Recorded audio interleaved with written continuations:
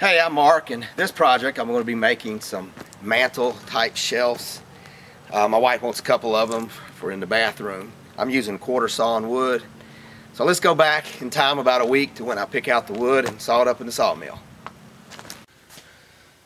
Alright, so I've got two slabs of wood here, both cut from the same tree. Same day. I've been drying it out here in the barn with a dehumidifier for months now. And you can see the growth rings in this one. They're going from here and they go around back to there.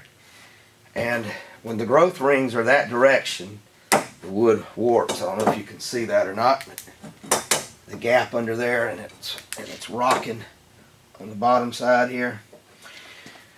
But this piece, this section of it here, where the growth rings are going to be straight up and down to the top, that's called quarter sawn.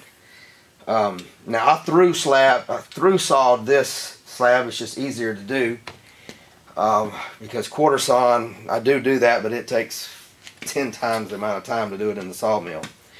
But the furniture grade lumber that I'm after is this edge here, which I've already removed the sapwood, and about an inch or two from the center. This pith area here is no good. We're gonna cut that away and use it to build a crate or something. I've got about 4.5 inches of good wood that I can use here. I'm going to take it to the sawmill and we'll slice it here, and then I'm going to turn around and slice it in half. Then they'll be stacked and glued together. When you're working with pine, most time when I'm building something with pine, it's real hard to stain. I spend more time trying to match stains and get it not to be blotchy than I do building the thing. This is going to be painted. Most of the stuff I build with pine, I just do a paint finished. I do occasionally, these are some trays I'm building for a local hospital. We're donating it to them to put paperwork in, and I had to match it to what they already had, and the only way to do that was to take a polyurethane that has a tin in it, and basically it's like painting it. It's kind of a way of cheating to get a finish on pine. You can literally take that stained polyurethane and brush it on a piece of sheetrock and let it get tacky, and take some brush strokes on it. After it's tacky, and it'll look like wood grain. Well, let's get to the sawmill. Alright, I'm going to be cutting it dry. I'm not going to put any water on the blade because I want to keep my wood dry.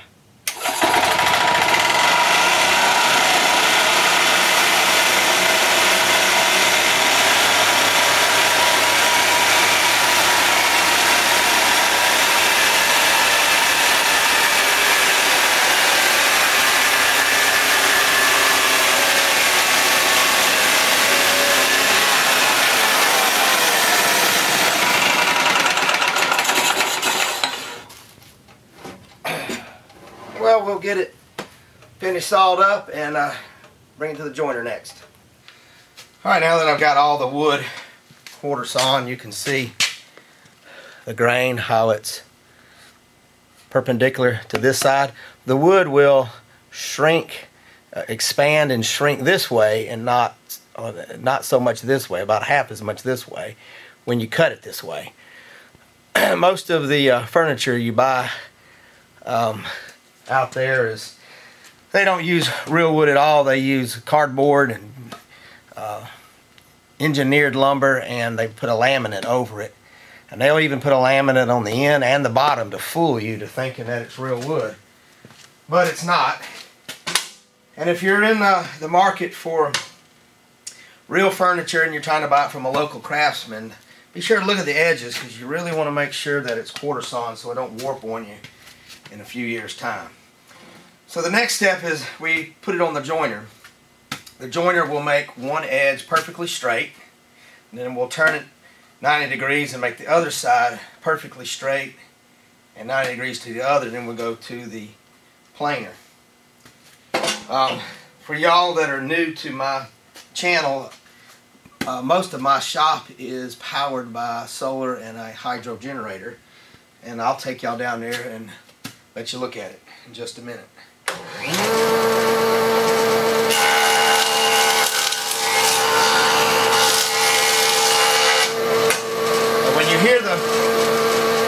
blade hitting along it, you can see how it didn't eat here and it did there and it skipped. So we run it through several times until we get it nice and straight.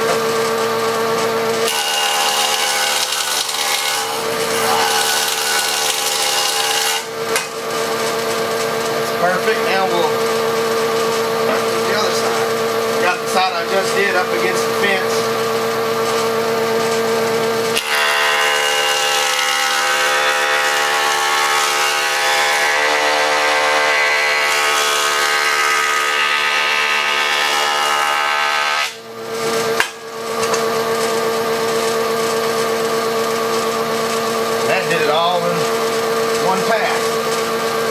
The rest of it up, and it just stopped raining outside, and I'll take y'all down to the solar panels and hydro generator. This is some of my solar panels. Most of them I made myself. We grow and raise a lot of our own food around here. And this is my homemade hydro turbine. I made the generator myself. I have other videos showing it as well. I have to walk down here about once a week or so and pull out a limb or so that gets caught in the front of it. Now let's get back to the workshop. Well, now that we got one side perfectly straight and 90 degrees to another square perfectly straight side, we'll run it through the planer. The planer will make all the boards the exact same thickness and size. So let's get started.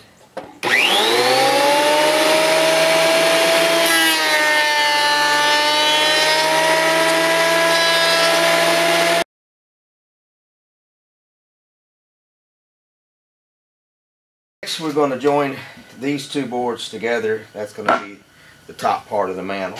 I'm going to use a biscuit joiner. So I need to cut me 4 slots in it. I've got it set to a number 20 biscuit.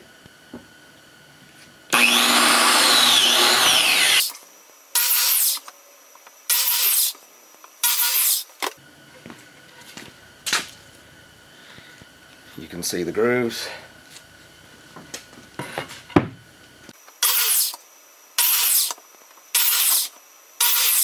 And you can see how they'll join together. My lines will match up.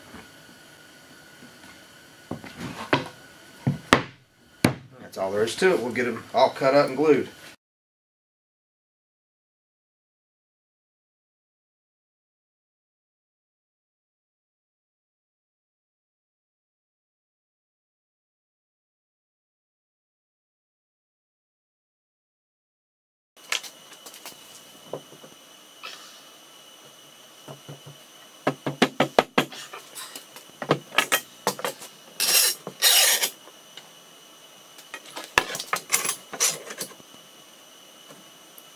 You can see I've got a nice perfect joint. Well, it's been a couple of days. I've been busy. I let the glue dry, and the next thing I want to do before we glue all the boards together is I want to put a design on the edge. This is going to be my top of the mantle shelf. Actually, this underside is going to be the top. This is the top board, and I want to take the router and put a little decorative edge on it. A router is an awesome tool.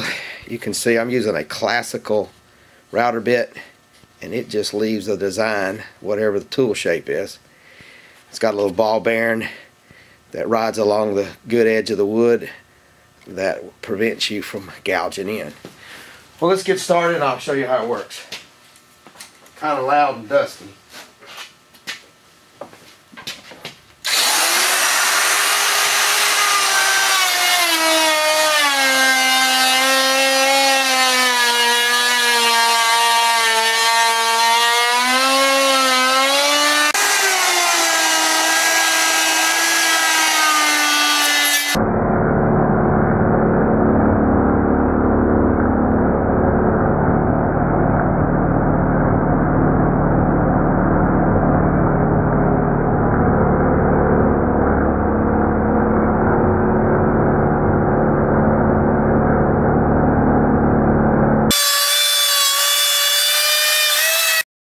Alright, I got all 3 edges routed.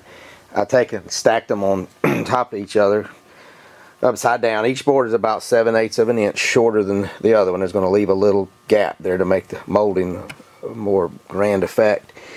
And I've got a pencil and I drew basically crosshairs. We'll take the joint or the biscuit joiner and cut some biscuit slots in it so we can get it all glued up. Alright, I got all the biscuits in place. Just got it dry fitted for now. The biscuits really help hold it in a line when you clamp it down. Let's get it all glued up.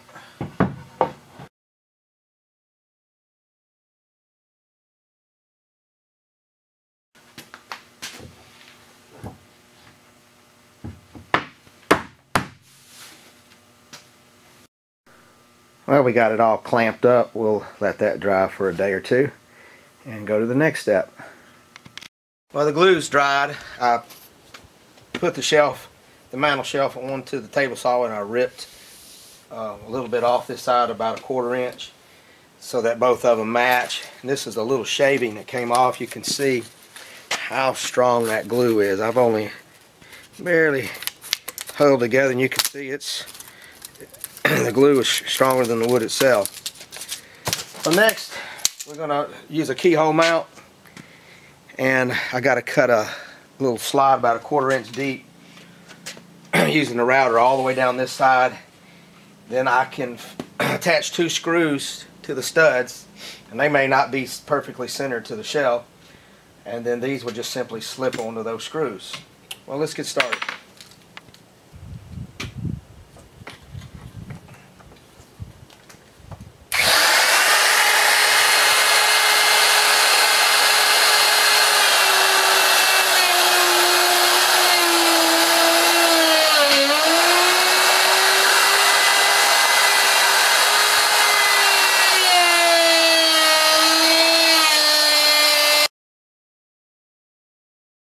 Well, there's the slot